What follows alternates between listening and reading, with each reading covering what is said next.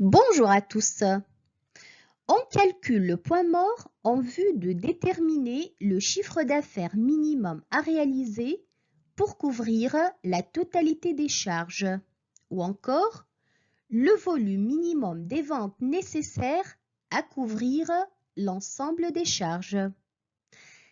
Avec CA indicé, le chiffre d'affaires critique et Q étoile, le volume des ventes minimum.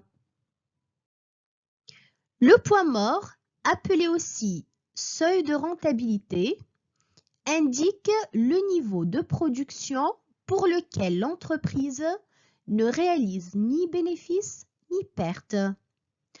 Le point mort est le niveau de production pour lequel les revenus totaux sont égaux aux coûts totaux. Les coûts d'une entreprise, appelés aussi coût total, sont composés des coûts fixes et des coûts variables. Les coûts fixes sont des coûts indépendants du niveau de la production, par exemple l'amortissement, les frais d'administration, les intérêts sur les dettes, etc. Les coûts variables sont des coûts dépendants du niveau de la production, autrement dit, le montant des coûts variables est proportionnel au volume de production de l'entreprise. Par exemple, le coût des matières premières, les coûts énergétiques liés aux équipements, etc. On sait que le point mort est le niveau de production pour lequel les revenus totaux sont égaux aux coûts totaux. Ceci signifie que la quantité produite Q fois le prix de vente unitaire est égal au coût variable plus les coûts fixes. Avec les coûts variables sont égaux à la quantité produite fois le coût variable unitaire. On obtient le volume des ventes minimum Q étoile ou seuil de rentabilité ou encore le point mort qui est égal au coût fixe divisé par P-V. Avec P le prix de vente unitaire et V le coût variable unitaire. On déduit le chiffre d'affaires critique qui est égal au volume des ventes minimum Q étoile fois le prix de vente unitaire P. La quantité Q constitue une mesure du seuil de rentabilité et dépend directement des coûts fixes totaux, à savoir les coûts fixes opérationnels ou d'exploitation et les coûts fixes financiers. Elle est aussi une fonction inverse de l'écart entre le prix de vente unitaire et le coût variable unitaire. Cet écart constitue la marge unitaire sur coût variable. Pour diminuer le niveau du seuil de rentabilité, l'on peut soit réduire les coûts fixes totaux, soit augmenter le prix de vente unitaire ou encore diminuer le coût variable unitaire.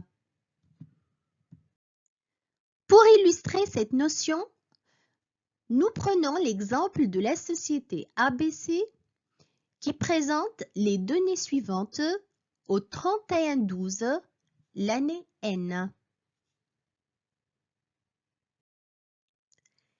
Calculant le seuil de rentabilité de cette entreprise et examinant successivement l'effet d'une diminution des coûts fixes totaux de 20 000, d'une augmentation du prix de vente unitaire de 15 et d'une hausse du coût variable unitaire de 5.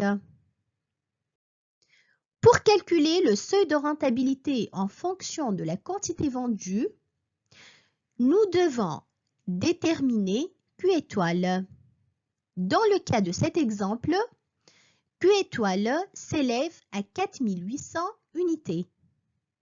D'autre part, pour déterminer le seuil de rentabilité en fonction du montant des ventes, ça revient à calculer le chiffre d'affaires critique CA indicé.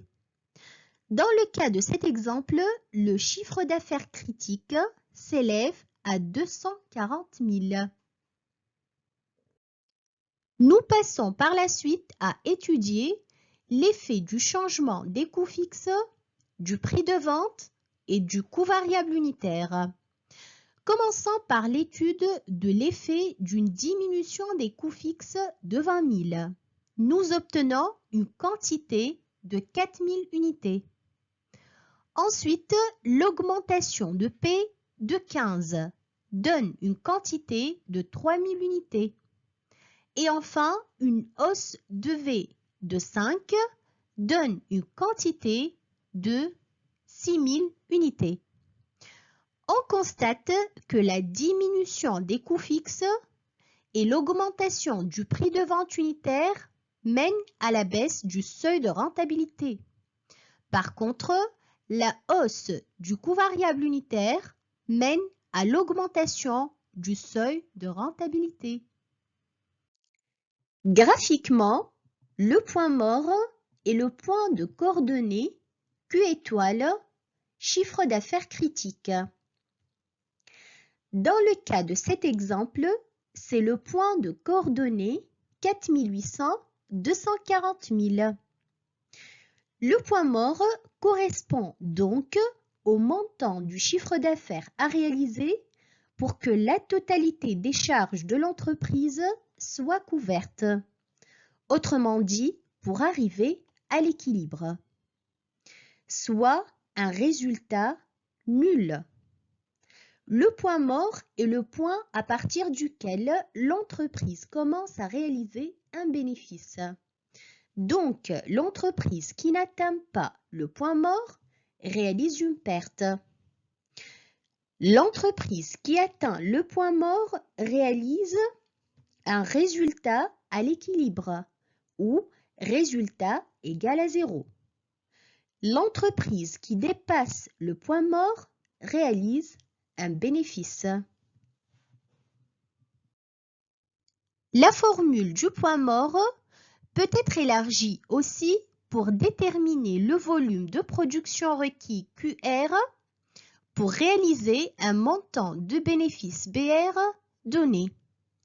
Ainsi, QR est égal au coût fixe plus BR, le tout est divisé par la marge unitaire sur coût variable P moins V.